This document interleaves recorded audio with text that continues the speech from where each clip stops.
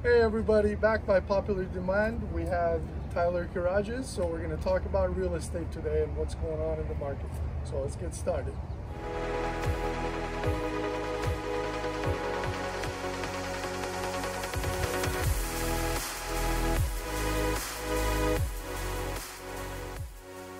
Tyler, welcome back. Thanks for giving us the time. Appreciate it. Thank you. So we're going to have a few more questions for you today. And what makes this a little different is that we're going to have 2 minutes for you to answer each one. Okay. So we have short bits. 2 minute drills. 2 minute drills, that's right. So let's get started. The first question we have for you is, the real estate market seems to be holding pretty strong. Can we go over April and May numbers? Absolutely. Of course, it's going to be different for all markets across the United States. So I'll start talking about Seattle here, and we can have any follow-up questions if you want. Right. So we've been really looking at month-to-month numbers, especially in a time like this, just to understand where the trends are going. So I'm just going to hit you with some of the highlights, if that's okay. Oh yeah, please. So this month, so we have numbers through May now, right? Because we're completely done with that month. Compared to the same month last year, it's really interesting to look at a couple of main categories. We're at almost 40% less inventory than the same month last year. Wow. Okay. About 33% less sales are happening than the same month last year. That makes sense because of lesser inventory. But the number of buyers that are out there, we're only off 3% from the same month last year. So that means people are really picking up, still staying in the market despite the lack of inventory. Yep. And probably the most surprising one yet is that the same month, so May compared to April this year, we have 60% more buyers putting homes under contract. Oh wow. Pending homes. Okay. So even though the inventory is way down, buyers are seeing a lot of advantages of still buying in the market right now. Okay, so question number 2. A lot of people are wondering what's going on in the economy, with the economy and the real estate market. What are your thoughts and predictions for the next 1, 3, 5 years? Sure. Well, I think probably you and me both, along with everyone else, just curious. That's right. How everything will play out with the stock market, with the job market, with everything in the economy in general over the next 1, 3 to 5 years. So, I can't answer that one specifically, without my crystal ball working. You forgot your ball again. As we mentioned last time. One of these days I'll remember it. But in general, I think it's important just to look at, in talking about our real estate market here, what's going on right now and what trends might we be able to project into the next, year or further. So the one, I think, metric that I can give you on that is that we've come off of, a low median price for a single family home in the area of Seattle, and actually increased throughout a majority of the months this year, despite all this crazy stuff that's happening. And from April to May, it actually came back down a little bit, but we're still up for the year, and we're only about 3% off of the same median price as the month of May last year. Oh, wow. So to me, that means we're in a pretty stable, we're going to have ups and downs, at least in terms of home values in the home market right now. But that would be my prediction if I was required to make one, that we might be in this state of a level balanced period with potential for growth still, of course. Wow, okay. We'll just see what time tells us and what the buyers in the market tell us. So the next question we have for you is, with more people working from home, the need to commute goes down. How do you think this will affect the real estate market in certain neighborhoods? I think that's a very loaded question, based on different neighborhoods and especially different ways that our market here is kind of established and how it works.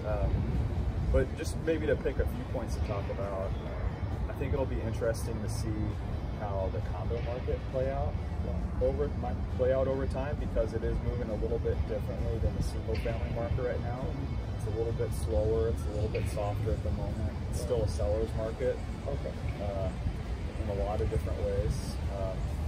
But I have buddies that work for places like Amazon, which are big drivers for a lot of the market here. So if they're setting a precedent where they're actually, I think, working home through part of this fall now, I could see that making changes for demand in different neighborhoods for sure, especially in the condo market.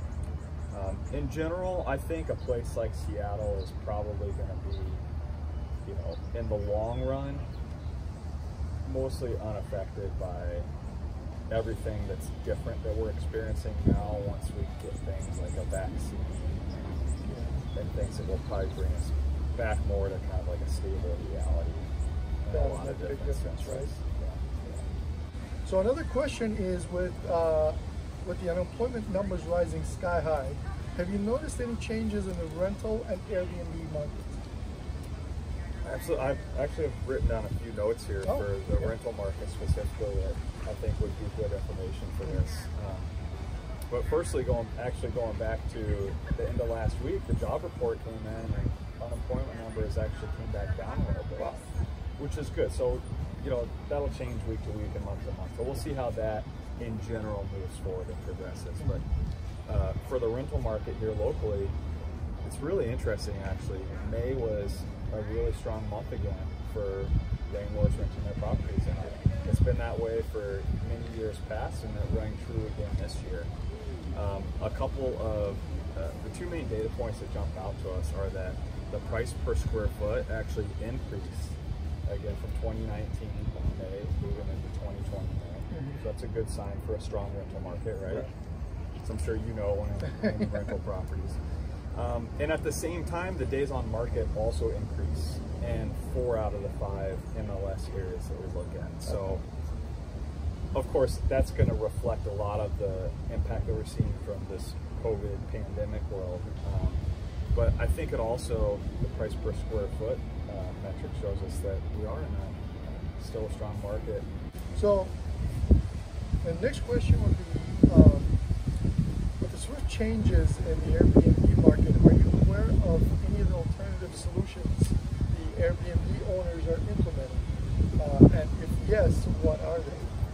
So I think there's two main points that are worth talking about here for changes in the Airbnb and short-term rental market world.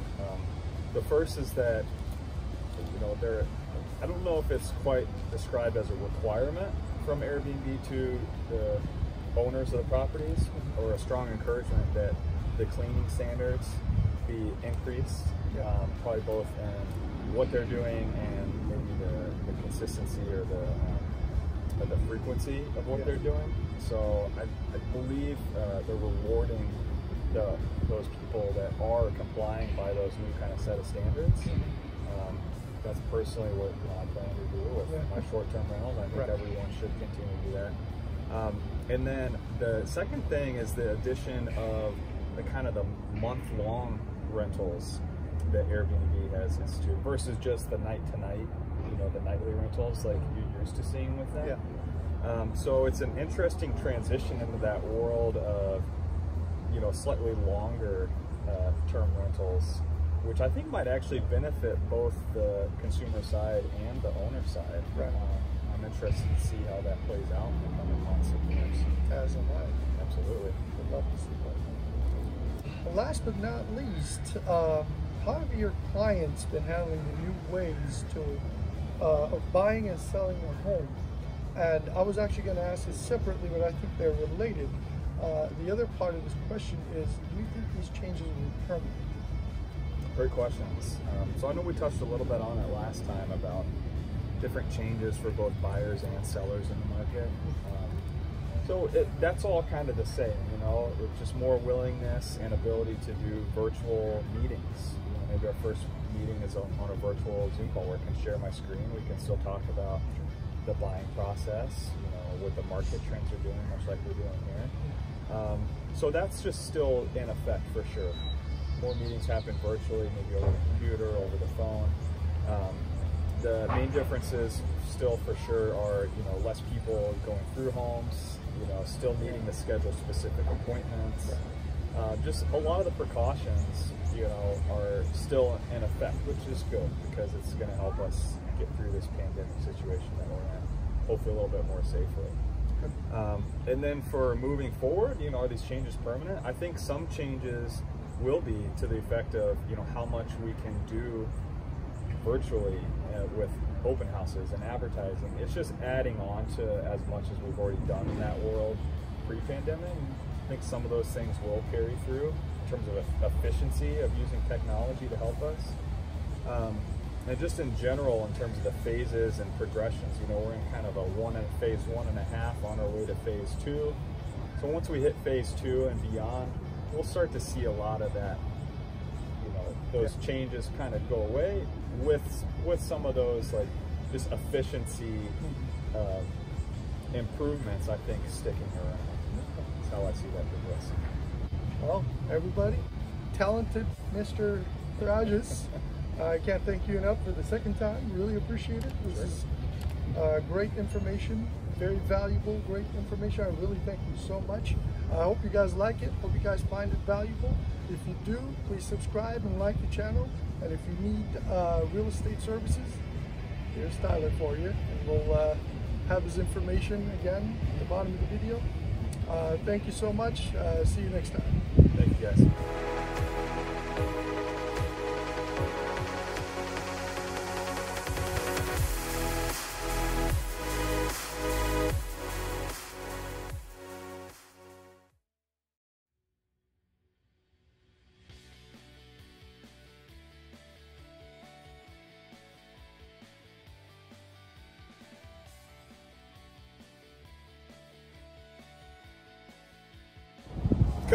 Cut.